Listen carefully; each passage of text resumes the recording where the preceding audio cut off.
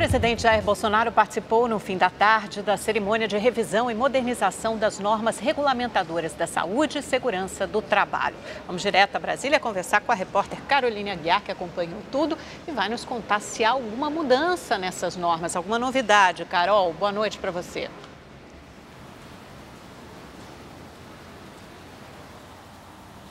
Boa noite, Amanda. Boa noite, Augusto, todos que nos acompanham.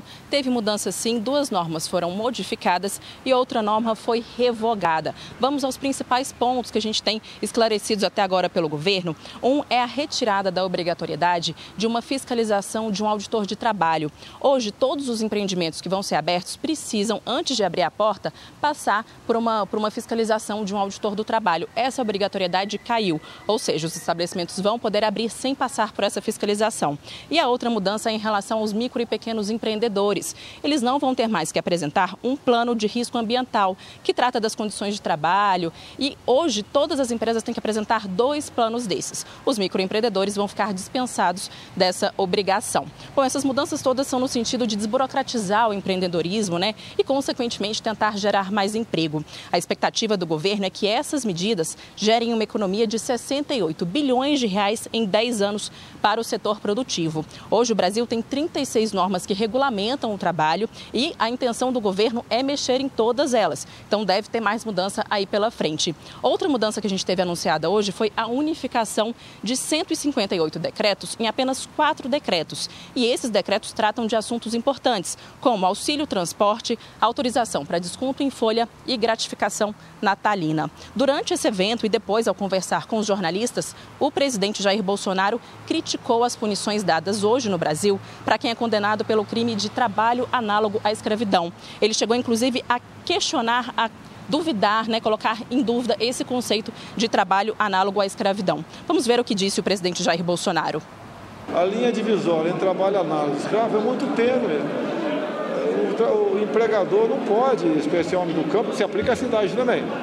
O trabalho análogo se aplica à cidade também. Quem tem um apartamento, quem tem uma casa, tem uma secretária para a tua casa, tem um colchão abaixo de 8 centímetros, ou está num quarto com uma ventilação inadequada, se aplica no análogo de escravidão.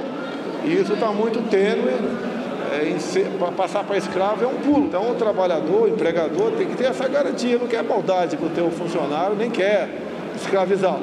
Não existe, Pode ser que exista na cabeça de uma minoria insignificante aí, que você tem que ser combatido, mas deixar com essa dúvida quem está empregando, se é análogo ou não é, você leva o terror para o produtor.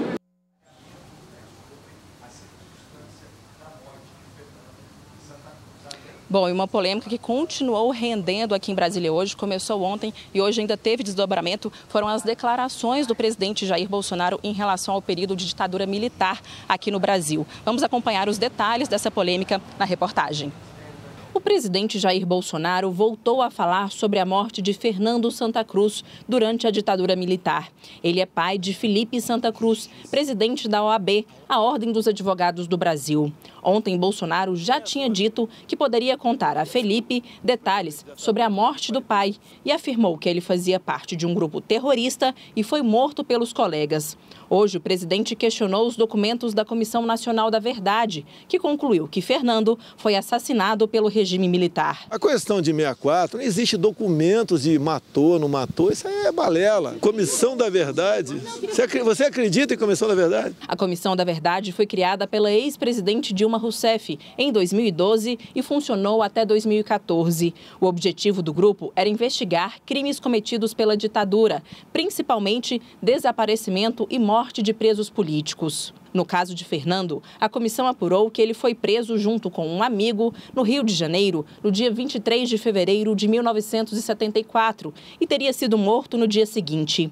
Uma das possibilidades, ainda de acordo com a comissão, é que o corpo de Fernando tenha sido incinerado em uma usina de açúcar em Campos dos Goytacazes, no interior do Rio. No relatório final, a comissão ressaltou que, ao contrário de outros desaparecidos, Fernando tinha endereço e emprego fixos, ou seja, não estava nem foragido nem clandestino. O grupo concluiu que ele foi preso e morto por agentes do Estado e que os restos mortais não foram entregues à família. Por recomendação da Comissão da Verdade, o atestado de óbito de Santa Cruz foi alterado e entregue para a família no último dia 24. O novo documento afirma que a morte foi não natural, violenta e causada pelo Estado, no contexto de perseguição generalizada à população identificada como opositora ao regime ditatorial. O presidente da OAB, Felipe Santa Cruz, anunciou que vai recorrer ao Supremo Tribunal Federal para ter acesso às respostas que Bolsonaro diz ter sobre a morte do pai dele.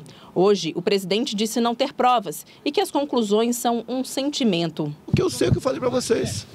Não tem nada escrito que foi isso, foi aquilo, sentimento. Está nas fitas de ontem, meu sentimento era esse. Por meio da Procuradoria de Direitos do Cidadão, o Ministério Público Federal também cobrou explicações. Disse que qualquer autoridade pública, especialmente o presidente da República, é obrigada a revelar informação que possua sobre o desaparecimento forçado ou paradeiro de vítima.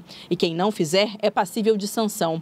A Procuradoria ainda ressaltou que a responsabilidade do cargo impõe que o presidente revele suas fontes para contradizer documentos e relatórios legítimos e oficiais.